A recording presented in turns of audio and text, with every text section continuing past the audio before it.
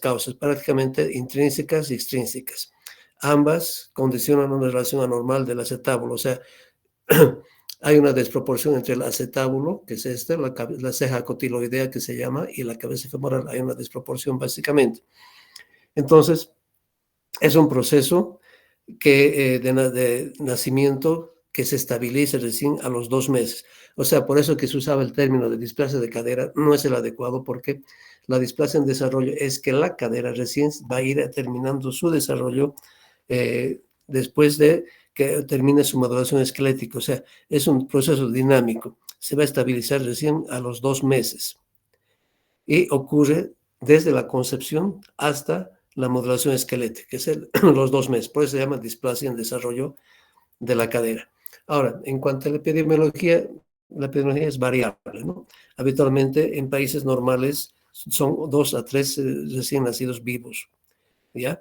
Y en países más desarrollados aumenta la frecuencia a 4 por 1000 recién nacidos vivos. Es más frecuente la displasia en desarrollo en las mujercitas, ¿ya? Y es mucho más frecuente en la cadera izquierda. Vamos a ver por qué. Entonces, entre la patogenia, el 50% de los pacientitos que tienen displasia de cadera son de causa desconocida. Se desarrolla después del parto. Por eso es que no es congénito. Las displasias de cadera teratológicas sí, son congénitas porque se desarrollan dentro del útero. Ya es congénito. ¿Y por qué? Porque normalmente uno puede relacionar y, digamos, cuando un niño nace con braquiocefalia, con algún otro problema congénito de ese tipo de desarrollo esquelético y del cráneo, entonces uno puede pensar de que sí es una cadera teratológica porque se ha formado en útero, a diferencia de la que se ha formado en desarrollo después del nacimiento. Entonces, ¿qué pasa? ¿Por qué es más frecuente la displasia en la cadera izquierda? Es más frecuente porque la mayoría de los fetos se sitúan en occipito, los fetos que van a tener problemas de cadera se sitúan en la posición en útero antero-izquierda y apoyan la cadera contra la columna de la mamá. Entonces, por eso explicaría un poco el por qué el más frecuente la cadera izquierda es más que todo por la posición dentro del útero del bebé, como lo estoy comentando, apoyándose la cadera izquierda en la columna de la madre. Entonces, ¿qué factores de riesgo? Entre los factores de riesgo hay causales predisponentes y causales desencadenantes.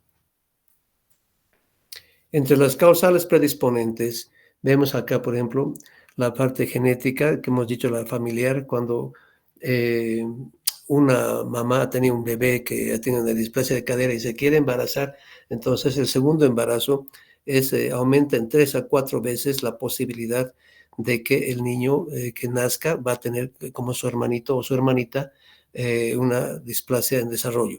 Ahora, el sexo, como hemos dicho, es más frecuente en las mujercitas y 3 a 4 veces mayor que en los varones. La edad gestacional es importante, es en prematuros, disminuye, porque el prematuro tiene más espacio en la cavidad uterina, no tiene la restricción uterina, se mueve mucho más que un niño que está a término y que tiene menos espacio en la cavidad uterina. Y la raza, pues obviamente es más frecuente en la raza blanca que en la raza negra, ¿no? La laxitud ligamentaria juega un papel muy importante en la formación de la displasia, ¿no? Entonces, ¿por qué? Porque hemos dicho la cápsula ligamentaria, el ligamento redondo que sujeta el fémur, están sujetos a factores hormonales, ¿no?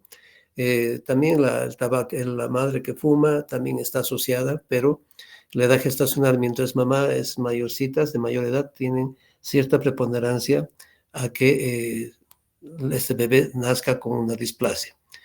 Entonces, entonces, en factores hormonales, ¿por qué, digamos, el niño nace con este problema? Es porque aumentan los estrógenos maternos que van a ir a relajar este ligamento, ¿no? Entonces, estos hormonas, estos estrógenos maternos, como les digo, relajan la cápsula articular, específicamente la progesterona, induce en el útero la producción de la relaxina. que esta relaxina va a disminuir la resistencia a la tracción del ligamento, de los ligamentos. Entonces, los mecánicos, hemos dicho también muchas veces, en la parte, para complementar la parte mecánica, aquellos niños que están, como les comentaba anteriormente, con restricción en la cavidad uterina y en los niños en los cuales nacen con parto traumático o una parto vaginal traumático, inducen a la formación de la displasia. Entonces, entre los factores de riesgo, vamos a ver, los factores, ¿no es cierto? Es mucho más frecuente. Un segundito, por favor. Estoy en clase, papito. No, no. Sí, estoy en clase, hijito. Te veo después. Chao, chao. Perdón. Entonces, hemos dicho que la primera mujercita, el primer embarazo, si es mujercita, aumenta la frecuencia para que presente una displasia. La presencia podálica, como hemos comentado también, induce a que favorezca la formación de la displasia. La macrosomía, aquellos niños que tienen asociadas un factor genético, también tiene cierta relación en el aumento de la frecuencia de la displasia. Los oligodromios, o sea, la disminución del líquido amniótico, como hemos mencionado antes, si hay menos cantidad de líquido amniótico, entonces el niño va a estar sujeto al apoyo de la cavidad uterina contra la columna de la mamá, ¿no? Eso justamente va a la anatomía de la pelvis, aquellas mamás que tienen anomalías uterinas como los úteros bicornes o en un parto traumático, como hemos mencionado anteriormente, ¿no es cierto? Generalmente los partos podálicos son los que tienen más frecuencia a que desarrollen en el lapso de los 2 o 3 meses esta patología.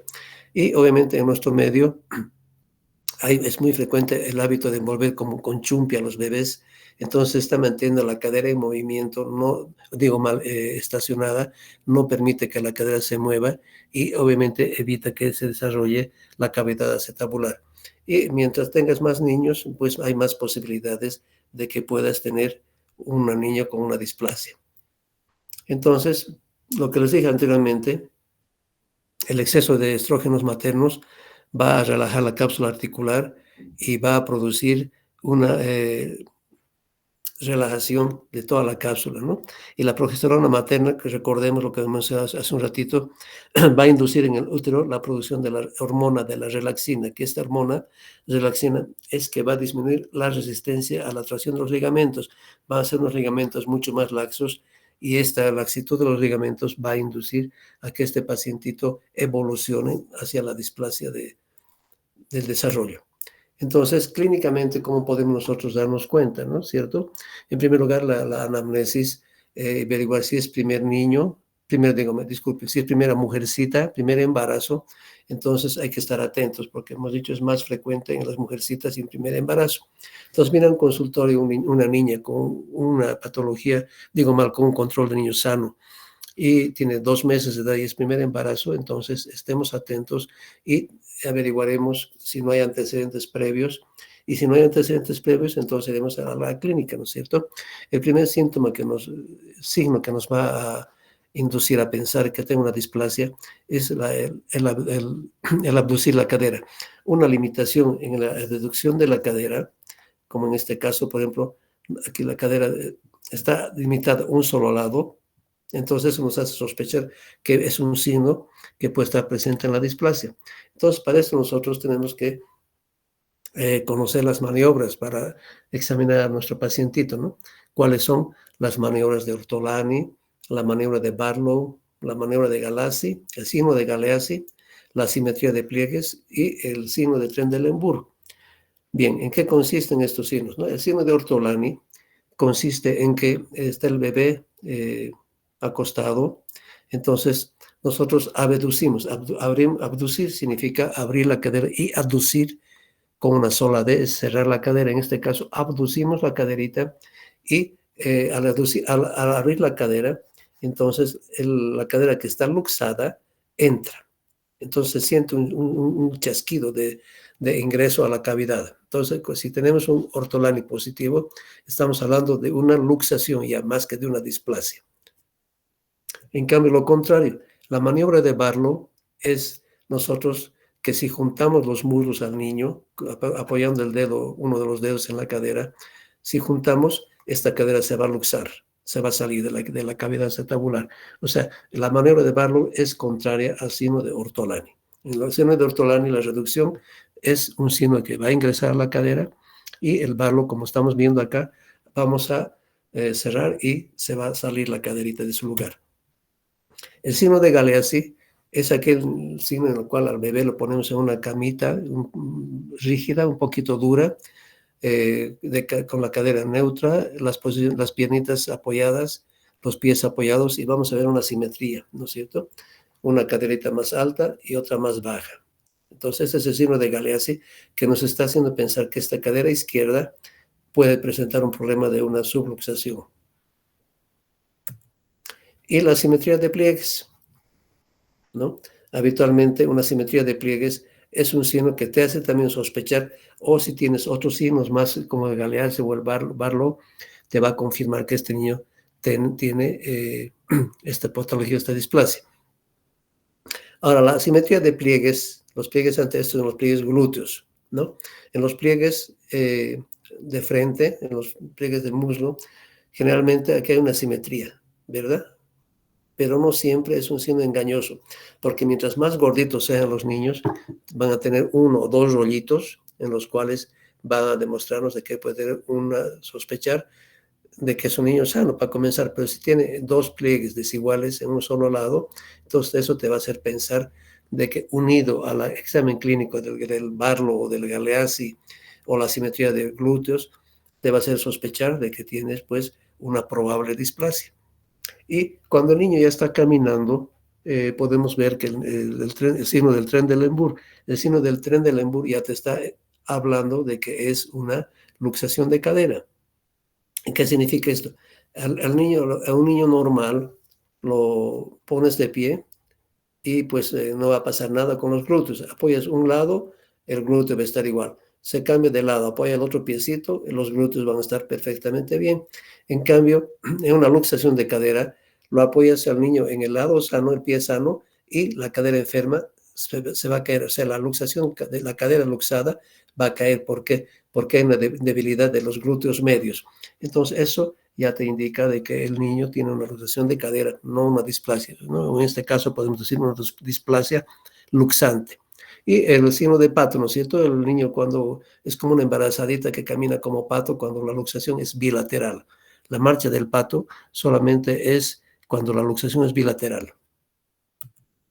Entonces, ¿qué hacemos para confirmar nuestra sospecha diagnóstica? Ya tenemos los signos radiológicos, ya tenemos una clínica que nos hace sospechar antecedentes de la mamá que ha tenido una niña previamente, o que es una mamá que viene primeriza, que tiene su bebé, que es mujercita.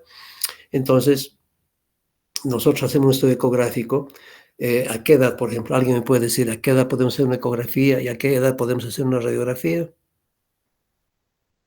¿Alguien me puede indicar qué se les ocurre?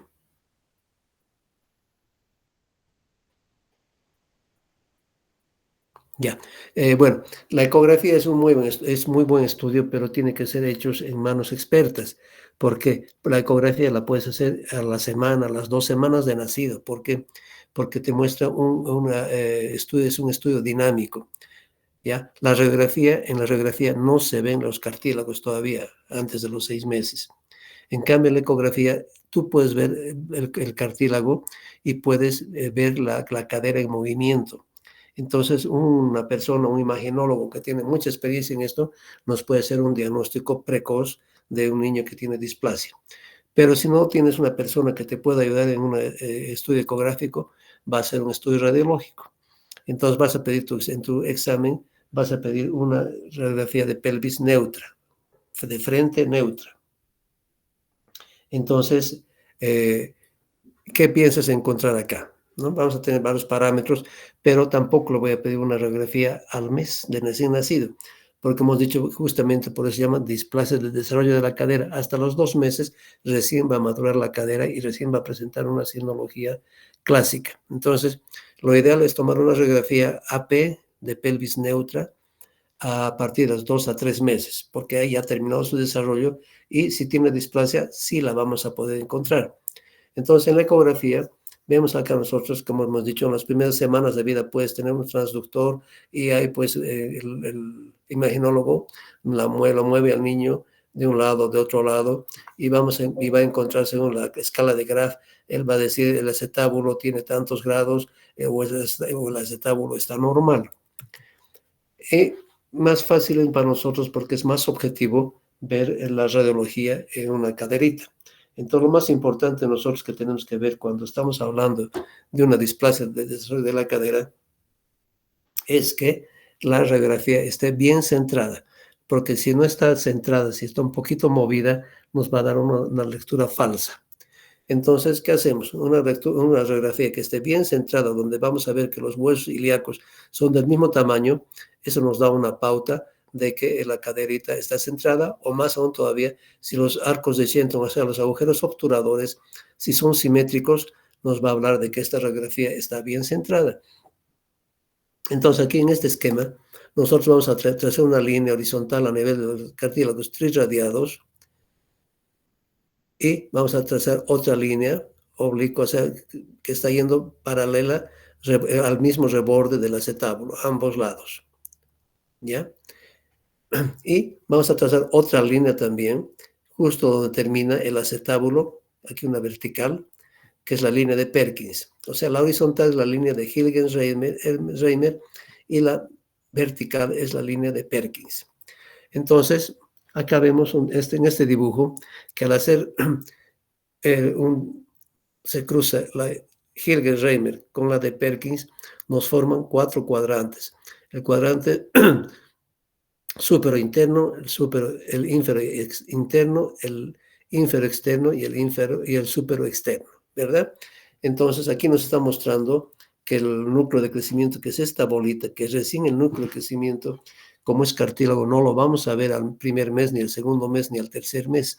Recién empieza a ser visualizado, a osificarse este cartílago de crecimiento a partir del 5.º mes más o menos de nacido vivo. Entonces, si esta radiografía vemos al 5.º mes y vemos este núcleo de crecimiento un poquito desplazado a un lado, y si trazamos nosotros una línea que pasa por el trocánter mayor y con el agujero obturador, que es el arco de Shenton, cuando es un niño normal, pues entonces este arco de Shenton va a mantenerse. Pero si está un niño que está patológicamente con displasia, no va a haber una continuidad, va a estar desplazado.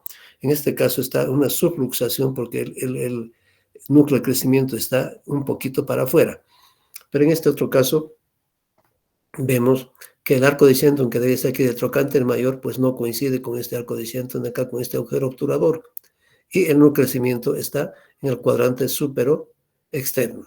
Entonces ahí nos está hablando de una luxación franca.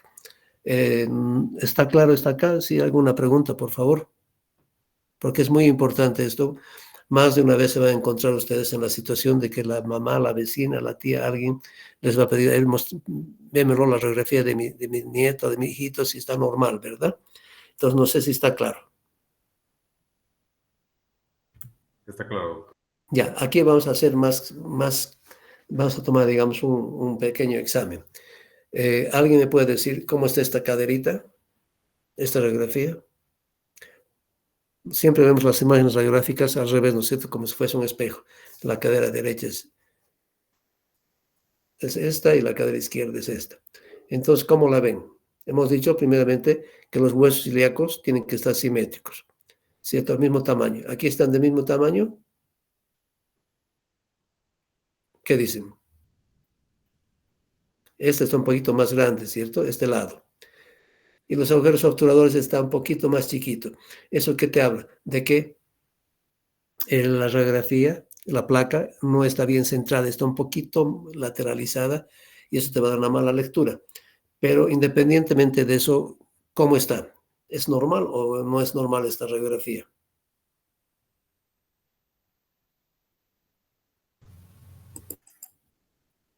¿Qué dicen? Ya, mire, hemos dicho aquí el arco de Shenton que hemos dicho hace ratito, ¿no es cierto? El trocánter mayor, que la línea debe continuar acá simétrica, aquí está un poquito lejos. Segundo, el núcleo de crecimiento está presente acá, Pero si trazamos la línea de Perkins, está justo en el límite. Y si hacemos una medición de este ángulo, de este acetábulo, si fíjense en relación al otro lado, este está un poquito más oblicuo, más abierto, ¿sí? Entonces la patología es una displasia de la cadera derecha. Y aquí vamos a ver con mayor razón. Nosotros para interpretar esta placa tenemos que saber tomar y tener en cuenta la triada de Putti. ¿En qué consiste la triada de Putti? En primer lugar, consiste en una hipoplasia del núcleo femoral. Aquí estamos viendo, si comparamos este núcleo de la cabecita del fémur con este núcleo, este está un poquito más borrosa, ¿cierto? No está tan clara como esta otra. Entonces, un núcleo hipoplásico. Otro punto es la oblicuidad del techo que hemos dicho. Aquí vemos el techo, medimos, vamos a ver cómo medir, está oblicuo. Entonces, eso nos está hablando de que tiene una probable displasia. Y si nosotros vemos la relación del arco de Shenton coxofemoral, si está separado, entonces esta triada de Putti nos está hablando de una displasia luxante de la cadera. ¿Está bien hasta acá, chicos? Ya. Entonces, pero vamos a tener un sistema, un memotécnico, para que se acuerden ustedes cuando vean una radiografía y no se equivoquen. Vas a tomar estas palabritas, ascenso, ¿ya? Es un memotécnico, se van a acordar de ascenso. Puede decir, si quieren, se ascendió la cabeza femoral, como ustedes quieren, pero ¿qué significa la A? La A significa el valor que vamos a dar al ángulo acetabular. Vamos a medir este ángulo acetabular, normalmente en el recién nacido es hasta los 28 grados. Si vamos a medir nosotros, como en este caso, siguiendo la línea de Hilgenreimer y el Perkins, y medimos este ángulo, tiene que ser de acá, 28 grados. Si tiene más de 30 grados, entonces está este ángulo acetabular elevado y nos está hablando de una displasia. La A, la S, ¿qué significa? La simetría de estos agujeros obturadores, que ambos agujeros obturadores estén igual de redonditos. La C, ¿qué significa? Esta ceja cotiloidea tiene que estar roma, como aquí en este caso, que está normal. Hay la diferencia. Aquí está más oblicuo y aquí está normal. La ceja cotiloidea roma nos habla de que está todo bien.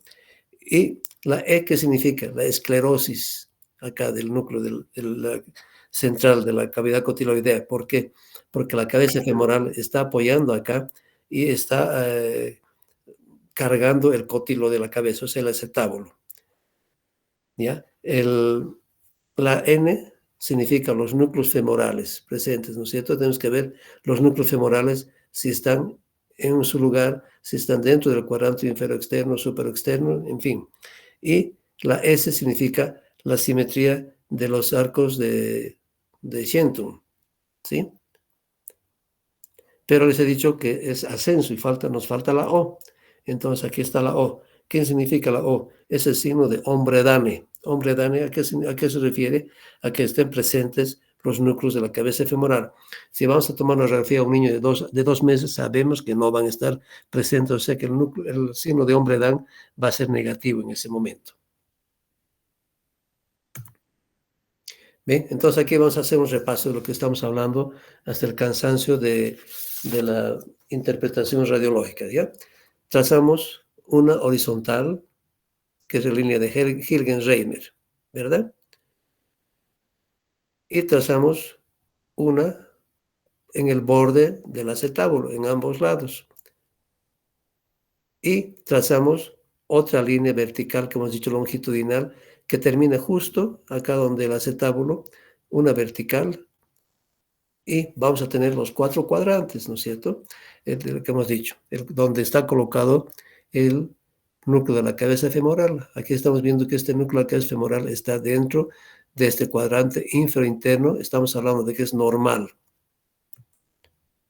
Y también hacemos la medición al otro lado con la línea de Perkins, con esta vertical, y vemos que el núcleo de la cabeza femoral está un poquito más hacia allá, pero el ángulo acetabular está más abierto, que es contralateral. Y si hacemos nosotros en la medición del trocánter mayor al agujero obturador, que es el arco de Shenton que se llama, si está normal, si está coincidiendo, pues no hay problema. ¿Ve? Como en este caso, está perfectamente coincidiendo. Entonces, estamos de acuerdo en cómo este niñito tiene su problema, ¿verdad? Y sabemos medir. Aquí, para medición no está muy claro, pero hacemos la línea que hemos dicho en el borde acetabular. Aquí está la línea de Perkins y con un goniómetro medimos los ángulos. Entonces, hemos dicho que el recién nacido hasta los 28 grados, que medimos aquí este grado, son 28 grados, es normal. Más de 30 grados, estamos hablando de un bebé que tiene ya displasia de desarrollo, ¿verdad? Entonces, en esta radiografía, ¿alguien me puede decir cuál es la cadera enferma, cuál es la cadera sana? Chicos, a ver, ¿alguien se ofrece? Con todo lo que hemos mencionado ahorita, aquí estamos viendo, ¿cierto? Lo que hemos trazado. El lado derecho. Este lado derecho, ¿no es cierto? ¿Por qué el lado derecho está enfermo?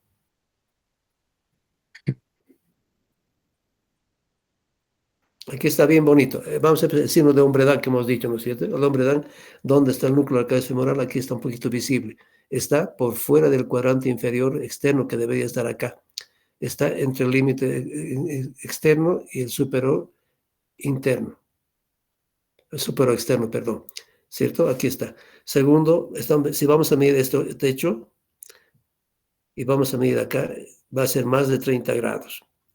Y si vamos a ver al arco de Shenton, aquí está el trocánter mayor, y vamos a ver que no coincide con este agujero obturador.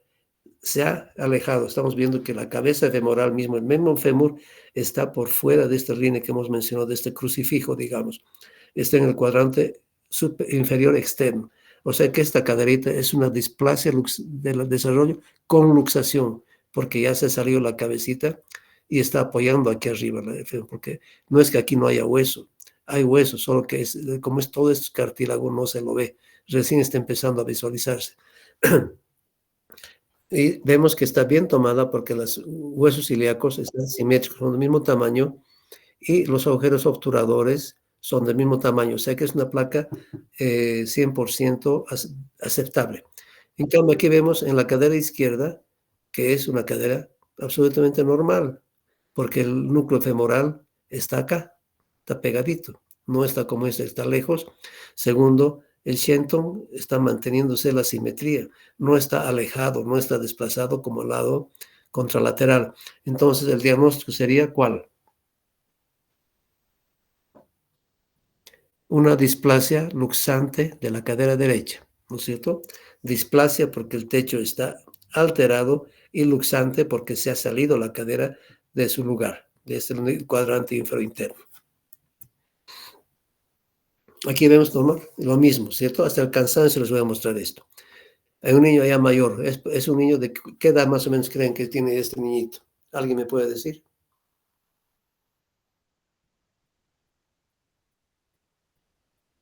Tiene más o menos ya unos 6 años. ¿Por qué decimos que tiene 6 años? Porque estamos viendo la cabeza femoral, ya el núcleo que estamos viendo de osificación chiquito, es este que ya ha crecido. Y esta línea negra es la metáfisis, o sea, la línea del cartílago de crecimiento. Entonces, como no se ha cerrado este cartílago de crecimiento, suponemos que es un niño que está en desarrollo. En cambio, contralateralmente, venimos a este lado y el ángulo acetabular, fíjense, está mucho más oblicuo. Fíjense la cabecita del fémur, ¿dónde está?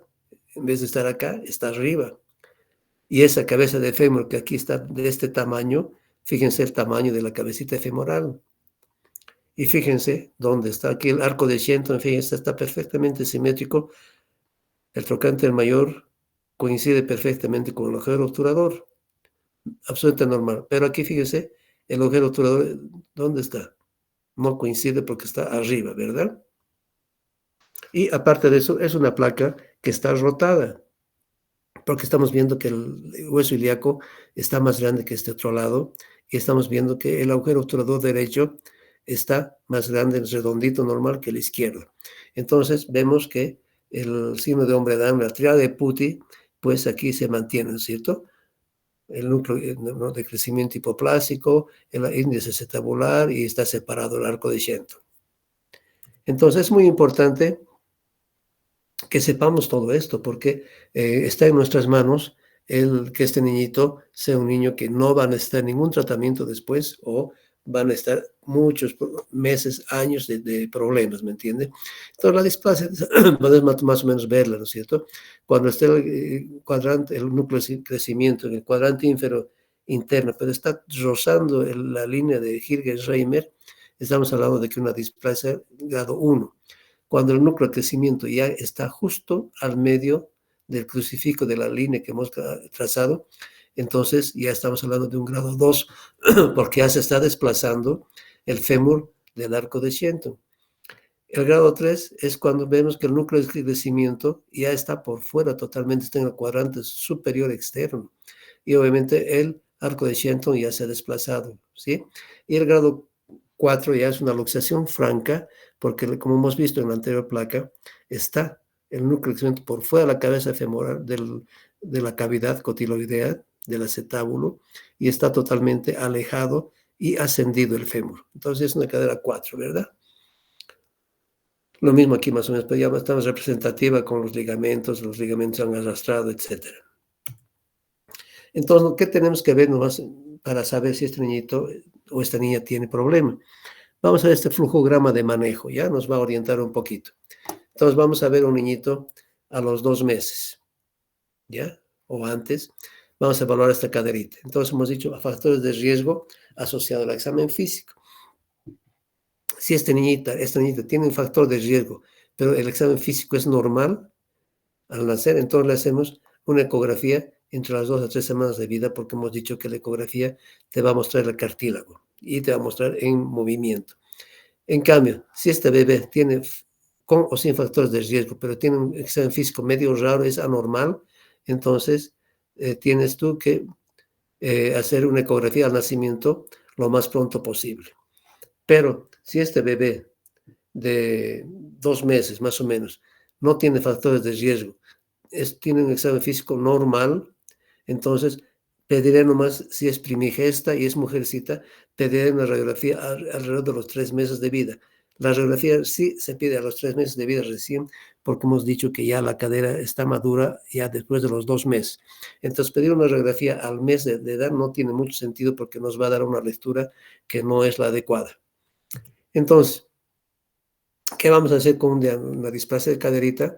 Vamos a hacer un diagnóstico diferencial, una displasia habitual o una displasia teratológica, lo que hemos dicho al principio.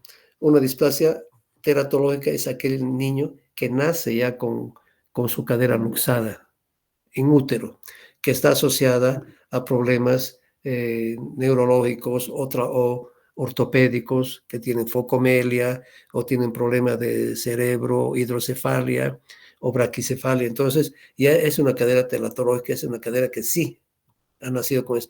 En cambio, la displasia habitual hemos dicho, es una displasia que se está desarrollando hasta los 2 meses. Entonces, la displasia habitual, no nace el niño con displasia habitual porque no es congénita. La displasia se va a presentar a partir de los 2 meses. Entonces, ¿qué vamos a hacer? Un tratamiento a un niñito que viene a los 3, 4 meses con una displasia habitual que tiene los ángulos acetabulares de 32 grados, digamos. Entonces, vamos a hacer un tratamiento de simplemente una abducción moderada con una flexión de las caderas. Para eso hay muchos tratamientos, pero el que más se usa es el arnés de Pavlik, que te mantiene la caderita en semiflexión y en semi-abducción. Y este niño tiene que estar día y noche con su arnés, ¿no? Solamente le sacan para que el niño duerma, para el niño se bañe o cambie de pañal. Después no tiene que sacarse nada. Habitualmente hay una regla de más 5, digamos, si le hace encontrar la displasia a los 3 meses, la constante 5 significa que hasta los 8 meses probablemente este niño, dependiendo del grado de la displasia, 30, 32 o 35 grados, va a tener su arnés de Pavlik. Pero, ¿qué pasa si este niñito viene a los 5 meses de edad ya con su cadera, con su displasia de 35 grados? Este niño ya se mueve un poco más, ya no podemos ponerle el arnés de Pavlik, entonces ya vamos a ponerle un yeso, un yeso cerradito, que lo va a mantener en esta posición semiabiertita, ¿verdad? Pero permite que pueda mover las piernitas. Es un tratamiento ya semirrígido. Y si el niño ya llega al año y no ha sido ningún tratamiento, ya ahí va a tener que ser tratamiento quirúrgico, pues ya es más complicado para el niño y para la familia, porque ya tiene que operarse, tiene que ponerse yeso, en fin. Entonces, lo que tenemos que hacer nosotros es, con todo lo que hemos mencionado hasta ahora, es evitar las complicaciones, ¿cierto? Entonces, evitemos que este niño que ya tiene 10 años, digamos, ¿por qué? Porque estamos viendo aquí el núcleo de crecimiento, estamos viendo esta línea que parecería en esa fractura, parece la metáfora, la fisis, el cartílago de crecimiento que les he dicho, y estamos viendo que está dentro del cuadrante, más famoso, con su, miren el techo, el techo cotiloideo, como está ya prácticamente casi plano. Es una cadera normal. En cambio, esta otra caderita, según lo que vamos a decir, la clasificación, ya es una clasificación 4, porque encontramos comparando este núcleo de crecimiento que es normal, grandecito, el núcleo de crecimiento acá está hipoplásico, está apoyando acá la cadera, que todo esto es hueso, que no se lo ve porque todavía es parte del cartílago, está apoyando aquí arriba, y vemos que está alejado del arco de Shenton. Entonces, este niño ya no van a estar, pues obviamente, un arnés de Pavlik, van a estar ya directamente en cirugía, hacer tenotomía de sus ligamentos, de psoas, y ir a abrir la cápsula y reducir la cadera, y toda una tragedia para la familia y para el niño que tiene que estar ya con un pelvipedio de yeso por varios meses, ¿cierto? Evitemos llegar también a esto, ¿cierto? Que ya es una luxación bilateral de caderas por un mal tratamiento o por un mal diagnóstico o por un retardo en el diagnóstico del tratamiento, y que fácilmente lo podemos hacer nosotros, según lo que hemos visto, con una radiografía a los 3 meses. Entonces aquí es una luxación bilateral terrible. Aquí en el lado derecho ya apenas se ve el núcleo de crecimiento, contralateralmente que aquí se ve el núcleo de crecimiento, ¿verdad? En ambos casos, esta es una luxación de grado 4, esta es una luxación de grado 3. Ambas ya son quirúrgicas y fíjense cómo está el, el ángulo. Está abiertísimo, está bien oblicuo. Entonces, ¿por qué? Porque la cadera, como no tiene dónde apoyar, la cadera se va resbalando, resbalando, resbalando, porque no tiene la cavidad acetabular desarrollada. Entonces, con una simple radiografía y con una mala, con un mal pensamiento para diagnosticar bien, tenemos que evitar estas secuelas, ¿no es cierto? Pero más aún todavía, lo que nosotros no podemos hacer es que agarrar y poner un yeso a la fuerza de este niño. Agarramos y ponemos el yeso, controlamos una radiografía y vemos, está ya entrado la caderita, perfecto, pucha, te quedas feliz, pero no, porque todo lo que es a la fuerza no funciona, no funciona. Has logrado reducir la cadera perfectamente, ¿ya? Aquí, pero al hacer la reducción forzada, ¿qué es lo que va a pasar? La irrigación la estás traccionando, está sufriendo la irrigación esta cabeza femoral, y la cabeza va a ir a necrosarse, va a ir a lo que se llama la enfermedad de Lech-Calvé-Pertes o Lech-Pertes-Calvé, como quieran llamarla. Entonces la cabeza femoral, como están viendo aquí, se ha necrosado, y este niño ya directamente va a ser una cadera dolorosa que a la larga van a necesitar una prótesis. Es todo un calvario. ¿Por qué? Porque no le hemos hecho un buen diagnóstico. ¿Por qué? Porque le hemos hecho un mal tratamiento forzado. Entonces vemos aquí simplemente la famosa radiografía, insistimos, una caderita normal. Vemos la cabeza femoral bien redondita, bien desarrollada. En cambio aquí la necrosis de la cabeza femoral ya es totalmente aplanada, ya no se ve clarita. Entonces, nosotros tenemos que evitar hacer las cosas, forzar las caderas para reducir. Y lo que más aún podemos evitar, ¿cierto? Que llegue a la edad adulta, ¿eh? Con la luxación bilateral. Una persona que va a tener al caminar va a ser una cadera dolorosa, tremendamente dolorosa por toda su vida, ¿cierto? Y lo que antes tienes que hacer tú, operar una cadera, por ejemplo, derecha que está luxada, tienes que hacer pues este techo que está oblicuo, quirúrgicamente le tienes que bajar, hacer un corte, pones un injerto para que no sea oblicuo, reduce la cadera y aquí le estás dando su cavidad al acetábulo. Entonces todo esto tenemos que evitar y está en nuestras manos evitar interpretándola una buena radiografía y siendo mal pensado siempre sospechando una displasia de cadera. Es mejor tratar una displasia dudosa que no tratarla, siempre y cuando no sea nada forzado.